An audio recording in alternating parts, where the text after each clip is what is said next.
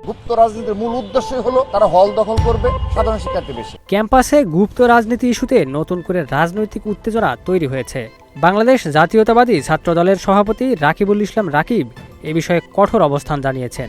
রবিবার নিজের verified Facebook পেজে দেওয়া এক পোস্টে তিনি অভিযোগ করেন, ক্যাম্পাসগুলোতে শিবির ব্যতীত অন্য সব ছাত্র সংগঠনের অধিকার হরণ করার একটি পায়তারা চলছে। তিনি বলেন, এ ধরনের তৎপরতা গণতান্ত্রিক প্রক্রিয়ায় মোকাবেলা করবে ছাত্রদল। ফেসবুক পোস্টে রাকিবুল ইসলাম রাকিব লেখেন, ক্যাম্পাসগুলোতে গুপ্ত রাজনীতি চালু রেখে শিবির ব্যতীত বাকি সব ছাত্র সংগঠনের অধিকার হরণ করার পায়তারা গণতান্ত্রিক প্রক্রিয়ায় মোকাবেলা করবে বাংলাদেশ জাতীয়তাবাদী ছাত্রদল। বিগত 1.5 বছরের অধিক সময় ক্যাম্পাসগুলোতে শত শত মব ব্যর্থতায় পর্যবসিত হওয়ার পর সর্বশেষ অস্ত্র হিসেবে ছাত্রী সংস্থাকে ব্যবহার করা হচ্ছে। খুব শীঘ্রই প্রকৃত সাধারণ শিক্ষার্থীরা গুপ্ত শিবিরের এই অপচেষ্টাকে রুখে দেবে ইনশাআল্লাহ।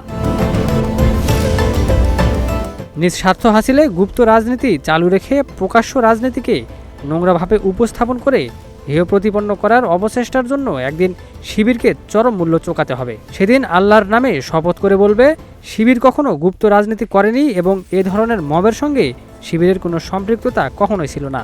সেদিন খুব বেশি দূরে নয়। এদিকে এই বক্তব্যকে ঘিরে রাজনৈতিক অঙ্গনে নতুন করে আলোচনা শুরু হয়েছে।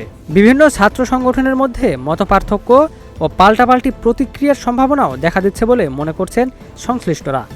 Ikramuzzaman, news flash 71।